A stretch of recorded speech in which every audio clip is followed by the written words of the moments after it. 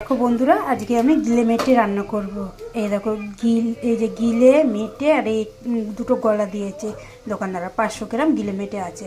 ওর মধ্যে দেব একটা মিডিয়াম সাইজের পেঁয়াজ, একটা টমেটো মিডিয়াম সাইজের, আদা রসুন বাটা, কাশ্মীরি লঙ্কার গুঁড়ো, হলুদ গুঁড়ো, গরম মশলা, নুন, ঝাল লঙ্কার গুঁড়ো, জিরে গুঁড়ো, নুন।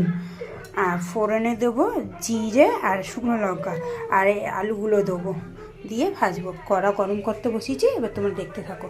তেলগুলো গরম হয়ে গেছে, আলুগুলো আমি দিয়ে দেবো। এবার জিরে লঙ্কাটাকে ফোড়ন দেবো। জিরে লঙ্কাটা যখন হয়ে যাবে তখন আমি পেঁয়াজটাকে দেব। এবার জিরে লঙ্কাগুলো হয়ে গেছে, পেঁয়াজটা দিয়ে দেবো।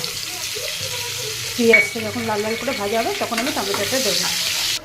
পেঁয়াজটা লাল লাল করে ভাজা হয়ে গেছে, এবার টমেটোটা দিয়ে দেবো। টমেটোটা একটু যখন সফট হয়ে যাবে তখন আদা রসুনটা দেবো আমি।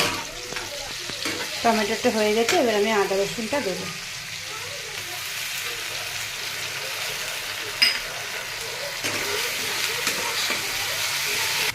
দেখো আদা রসুনগুলো ভাজা হয়ে গেছে, এবার আমি মশলা গিলে মেটেতে দিয়ে দেওয়ার জন্য গরম জল বসিয়েছি। ওই গরম জল দিয়ে একটুখানি জল নিয়ে আমি এর মধ্যে দেবো, দিয়ে এটাকে কষবো। কষে তারপরে গরম জলটা দেবো।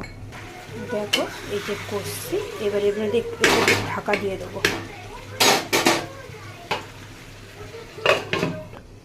চলো এবার ঢাকনাটা খুলে দেখি যে কত দূর হয়েছে।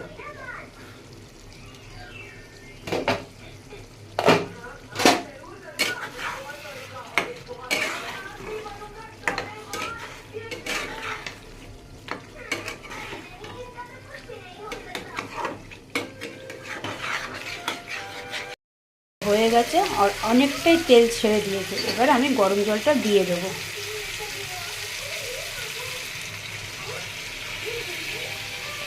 এবার এটা আস্তে আস্তে ফুটতে হবে। এবার আমরা একটু ঢাকা দিয়ে দেবো।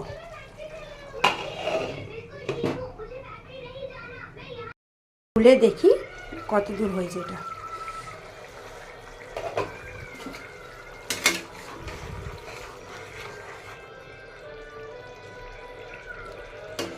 হয়ে গেছে, আলু সেদ্ধ হয়ে গেছে।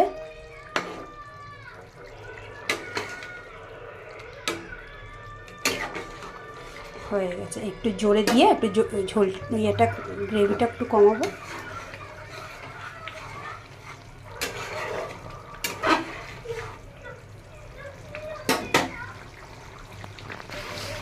দেখো হয়ে গেছে, এবার আমি বন্ধ করে দেবো, গ্যাসটা নামিয়ে নেবো।